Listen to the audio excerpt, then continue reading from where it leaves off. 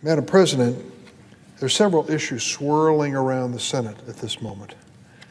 They relate to the voting rights of Americans. They relate to the voting rights of senators. Interesting that they would both be on parallel tracks as we debate them on the floor. It appears that the voting rights of Americans is witnessing an historic shift. You see, my Democratic Party and yours, in history, has a spotty record when it comes to voting rights. In fact, southern states, then in the thrall of the Democratic Party, wrote a terrible record after the Civil War. We released African Americans from slavery, we guaranteed their right to vote, and then watched what happened. There was jubilation all over the country, I believe, for the most part, and there was jubilation in the southern states by African Americans who had newfound freedoms they never dreamed of with the end of slavery. And they took them to heart. They did register to vote. And there were dramatic differences in many states because in many states, the slave population, the African American population, was much larger than any voting had ever reflected. And now they had the chance. And as they were elected to local offices and even congressional seats and even a senatorial seat, there was a backlash on the white population. This period of Reconstruction after the Civil War lapsed into a period of denial of the right to vote and elaborate plans by white Democrats, I might add, in southern states to manufacture obstacles to the voting of African Americans. Poll taxes, for example, literacy tests, things that had little or nothing to do with citizenship but were designed expressly to jeopardize the voting opportunities of those without advanced educations or the kind of clout necessary to overcome them. And so the net result was the South went white again in terms of its political leadership. It was known as Jim Crow. And the Democratic Party of that day was behind it.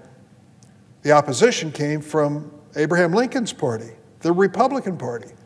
They were the ones for abolition of slavery. They were the ones who supported Reconstruction. They were the ones, by and large, who sent the federal troops in to enforce equality in the South. But ultimately, sadly, as a result of a brokered presidential election, there was a concession made that gave to the South, the Democratic Party-controlled South, states' rights to determine voting standards. And that was a situation that applied in the United States from that period of time in the mid-19th century until the 1960s, when this issue was debated anew, right here in Washington, right here in this chamber. And those who opposed striking down the Jim Crow laws, those who opposed efforts to deny to African Americans a right to vote, asserted one abiding principle: states' rights. The states should be allowed to make this decision. It didn't go very far. It took a lot of years of debate, I might add. I don't want to oversimplify it. But anyone who took the time to read this book, The Constitution of the United States, understands it's explicit. It doesn't take long to read the sections that are applying.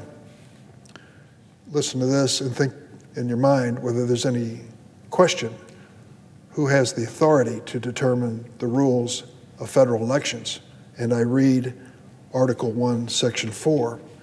The times, places, and manner of holding elections for senators and representatives shall be prescribed in each state by the legislature thereof. But the Congress may at any time by law make or alter such regulations except as to the places of choosing senators. 15th Amendment went further on the issue of race.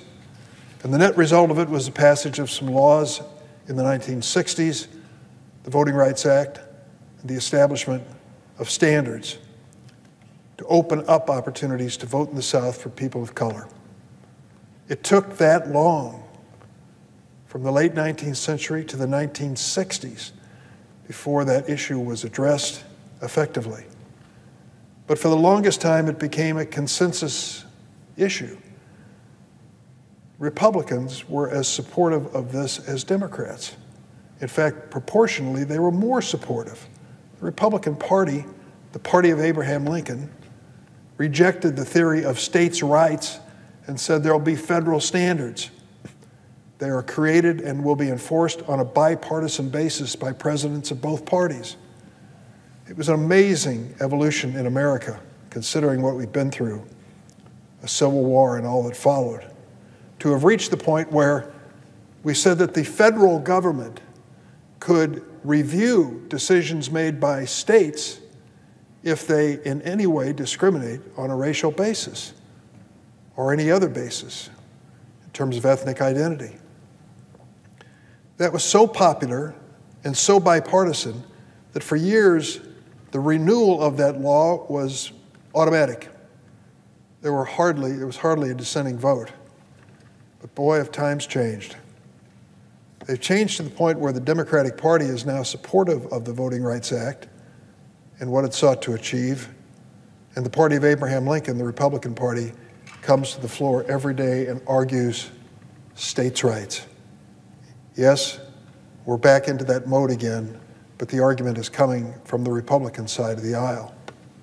The tables have turned. The Democratic Party of the South is a different party today, thank goodness, and a party that stands for the principle that people are entitled the right to vote. So we staged a national election in 2020 in light of the pandemic that was looming over this nation. We opened up opportunities to vote, and two things happened.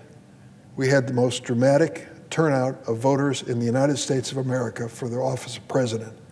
We'd never seen that kind of turnout of voters.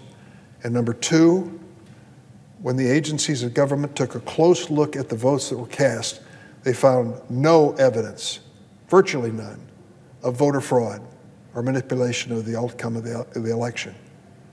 It was obvious to all who were honest about it, including some Republicans who have said as much in the last few days, but one man dissented.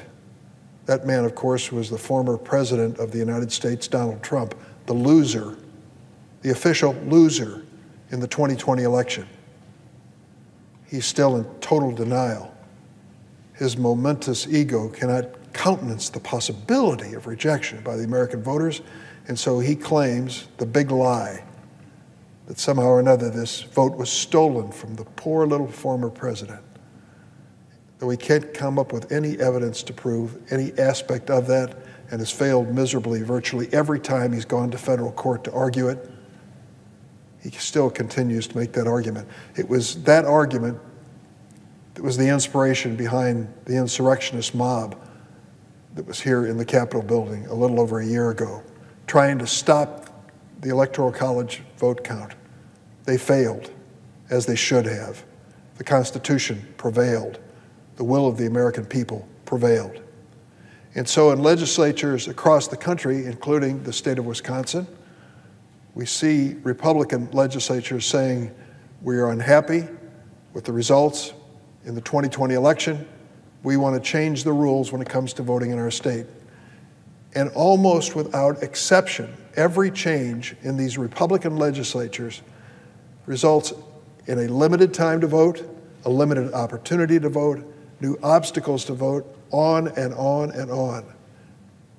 I've yet to see anyone demonstrate an effort to the contrary, to expand the right to vote. And so, based on Article 1, Section 4 of the United States Constitution, we've written a bill that establishes basic standards of voting across America as this document envisioned. Standards for voter registration, standards for absentee ballots, standards for same-day registration, standards for making Election Day a national holiday. Every one of these things that we have proposed in our pending legislation is an expansion of opportunities to vote for eligible voters. It gets down to the bottom line.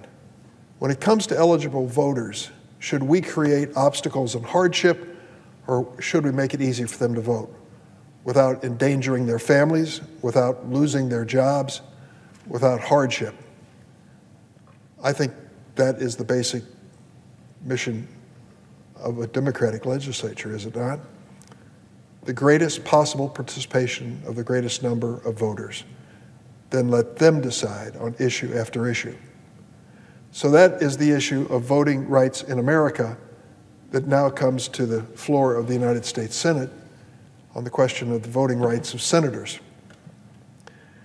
It is interesting to me every morning that those in the chamber start the session by pledging allegiance to the flag. It is apparent from some of the arguments on the Republican side that they want to start this meeting of the Senate each day additionally with a pledge of allegiance to the filibuster. Now that's strange, because if you have any history in the United States Senate, you know what the filibuster has become. It is not an occasional problem and challenge. It is now the standard. The filibuster, you see, requires 60 votes for passage of a measure in a body of 100 people. It's an extraordinary majority. It gives power to the minority, which the Senate, of course, was designed to do by giving two Senate seats to every state, large and small. But it goes a step further. Despite what you may have heard on the floor earlier, the use of the filibuster, I should say the abuse of the filibuster, has led to the elimination, virtually, of debate and amendments on the floor. I've often said that if you're suffering from insomnia and watch C-SPAN and turn on the United States Senate, you will see a perfect room and structure for a wedding reception, because there's always plenty of room on the floor of the Senate. We should be leasing this out and using the money to reduce the national debt. The senators use it so infrequently. There was a time, Madam President, can you believe this now? 10 years ago, there was a time when 12 appropriation bills would come out of the committee and come to the floor and be subject to amendments, and we would take turns offering amendments to these all 12 appropriation bills. That was the ordinary course of business. No longer the case. It hasn't been that way for 10 years.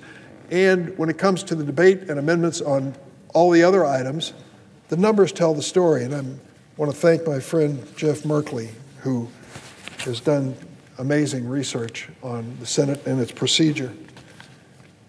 In the 109th Congress, we considered 314 amendments. That declined to just 26 amendments under Republican leadership in the last amendment. 26 amendments in a year compared to 314. Thank you to the filibuster. That's where we are today. Thank you to the 60-vote requirement. That's where we are today. And thanks to my colleagues on the Republican side who are trying to ignore those numbers. They are so graphic. On nominations, there were only 3 cloture motions in the history of the United States before 1975. 3. After 1975 to now, 850 times cloture has been filed on nomination.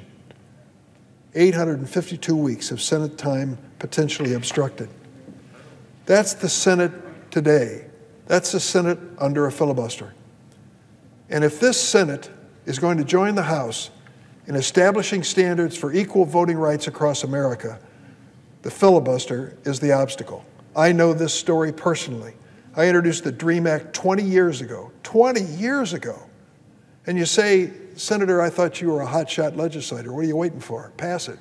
Sure wish I could. I brought it to the floor of the Senate 5 times in that 20-year period.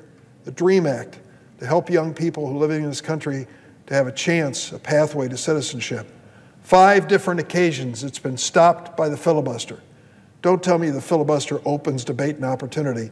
The filibuster has shut down debate on the DREAM Act 5 times in the last 20 years. And that's just one isolated example that's personal to me. That's what the filibuster is all about. It's stopping us from doing anything substantial on voting rights. It's stopping us from passing the DREAM Act. It's stopping us from passing meaningful immigration reform. The filibuster is designed for people who want to say no. No to progress, no to government, no to the Senate being engaged in the issues that affect the American people and families. I've seen colleagues come to the floor on the Republican side with quotes from me defending the filibuster. That was when I was a hopeful person in the Senate. My hope has been dashed by reality, by the reality of a Senate that is shut down when it comes to national debate and shut down when it comes to national achievement. That, to me, has got to come to an end. I am prepared to sit down with any Republicans of goodwill, Democrats included, and come up with some meaningful rules. Do you know, incidentally, that we're sitting here with a calendar that's loaded with nominations? It's not the filibuster, but it's something quite near to it, where 1 or 2 Republican senators have decided that they don't want to take the ordinary course for nominations. They want to drag them out interminably. That is unfair to President Biden. It's unfair to the American people. If you want to defeat a nomination, do your best. But just to stop the debate of the Senate on these nominations, to impose your will and to slow down the business of the Senate, I think is an unacceptable standard. And so for the voting rights of America to have a chance to be protected, and for the voting rights of senators to finally be engaged on the floor in that process, we have to be ready to make a change. I'm ready. And as I said, I'm ready to do it on a bipartisan basis. But for goodness sakes, this empty, silent chamber is no indication of what the Founding Fathers had in mind when they created this legislature. We're supposed to be engaged in debate, not afraid of debate. We shouldn't be running off and hiding behind 60 votes. I'm open for change. I wish some Republicans would join us. I yield the floor.